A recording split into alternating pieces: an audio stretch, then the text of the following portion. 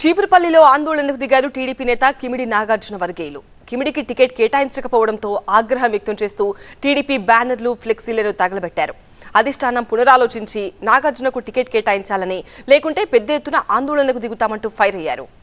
మరోవైపు కార్యకర్తలతో మాట్లాడుతూ భావోద్వేగానికి గురయ్యారు TDP Cheepurupalli incharge Kimidi Nagarjuna. TDP నుంచి టికెట్ ఆశించి భంగపడ్డ కిమిడి కన్నీరు పెట్టుకున్నారు. పదవుల కోసం ఎప్పుడూ పాకులాడలేదని, ప్రజాసేవే లక్ష్యంగా పనిచేశానన్నారు. చంద్రబాబును ఎవరు విమర్శించినా ఊరుకోలేదన్న ఆయన పార్టీ టికెట్ ఎందుకు ఇవ్వలేదో తెలియడం లేదంటున్నారు.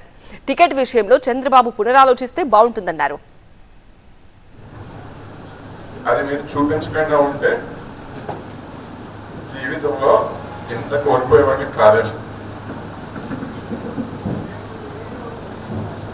భావోద్వేగం వస్తా ఉన్నా అది ఒక రకమైన మంచే కదా. ఎంతమందికి వస్తాయి ప్రేమాభిమానాలు? అందరికీ రావు, నాకు వచ్చాయి. కిమిడి వ్యాఖ్యల పూర్తి సారాంశాన్ని టీవీ9 సీనియర్ కరెస్పాండెంట్ కోటేశ్వరరావు అందిస్తారు. టీడీపీ టికెట్ల ప్రకటనతో చీపురుపల్లి నియోజకవర్గ టీడీపీలో అసమ్మతి ఒక్కసారిగా బొగ్గమంది. కిమిడి నాగార్జునకి టికెట్ ఇవ్వాలంటూ కార్యకర్తలు నిరసనలు కొనసాగిస్తున్నారు. నిన్న సాయంత్రం జరగడంతో పాటు ఈరోజు కూడా మరోసారి కార్యకర్తలందరూ సమావేశమై టీడీపీ టికెట్ పరిశీలనలో మరొకసారి పునఃపరిశీలించాలంటూ డిమాండ్ చేస్తున్నారు. ప్రస్తుతం మన దగ్గర కిమిడి నాగార్జున ఉన్నారు. చెప్పండి, అంటే మీకు టికెట్ దక్కదు అని మీరు ఎప్పుడైనా అనుకున్నారా? నాకు టికెట్ రాదు అని చెప్పి నేను కల్లో కూడా అనుకోలేదండి. ఏవో 1-2 IVRSలు వచ్చినప్పుడు ఆ ఒక్క పోటా తప్ప నేను ఎప్పుడు కూడా నాకు రాదు అని చెప్పి నేను అనుకోలేదు. ఎందుకంటే క్షేత్రస్థాయిలో నేనంత కష్టపడ్డాను. ఎందుకంటే క్షేత్రస్థాయిలో ఉన్న ప్రజలందరూ కూడా నేను వారిలో ఒకటిని అని చెప్పి వాళ్ళు అనుకున్నారు. ఇంతగా ఆదరాభిమానాలు చూపించిన తర్వాత నాకు టికెట్కి ఇబ్బంది వస్తుందని నేను ఎప్పుడు అనుకోలేదండి. అంటే గత 2 నెలల నుంచి కూడా IVRS సర్వేలు జరిగినాయి. అది మీసాల గీత కావచ్చు, లేకపోతే గంటా శ్రీనివాసరావు కావచ్చు, ఇప్పుడు కిమిడి కళా వెంకటరావు కావచ్చు. ఇట్లా IVRS సర్వే జరిగిన తర్వాత కూడా మీరు అధిష్టానాన్ని ఇప్పుడు అప్రోచ్ అవ్వలేదా? వాళ్ళు మీతో కూడా మాట్లాడడం ఇప్పుడు జరగలేదా? అధిష్టానానికి నా అభిమతం ఏంటి అనేది తెలియజేశాను. అదే రకంగా నా వ్యక్తిత్వం ఏంటి అంటే ఏదో ఒకటి మరీ ఎక్కువగా మాట్లాడదాం అనుకునే వ్యక్తిని కాదు. ఈ IVRSలు పెట్టారు. ఆ IVRSలో సర్వేల్లో మా ప్రజలందరూ కూడా నాకే చెప్తారు కదా అని నేను ఒక ధైర్యంతో, గుండె నిబ్బరంతో ముందుకెళ్లడం అనేది జరిగింది. ఈ రోజున కూడా మా కార్యకర్తలు అడుగుతా ఉన్నది ఒకటే, ఎక్కడ IVRSలో ఆ IVRS యొక్క రిజల్ట్స్ బయట పెట్టొచ్చు కదా. ఆ IVRS రిజల్ట్స్ బయటకు వచ్చాయంటే ఖచ్చితంగా నాగార్జునే ముందుంటారని మా అందరికీ తెలిసిన వాళ్ళు అంటున్నారు.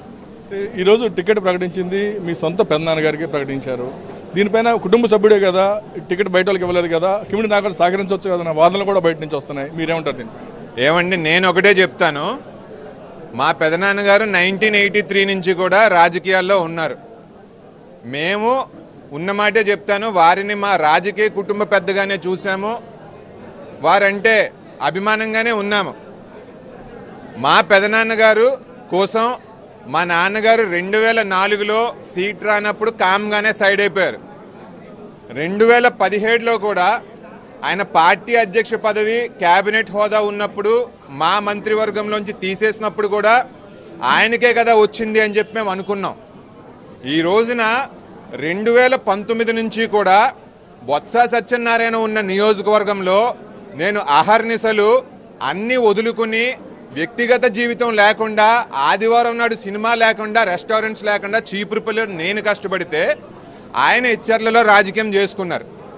మరి 2 సార్లు తగ్గాం, 3ఓసారి తగ్గే ఉద్దేశంలో అయితే మా కుటుంబం లేదు. ఎందుకంటే ఆయన నాకు పెదనాన్నే, నేను ఆయనకు కొడుకునే.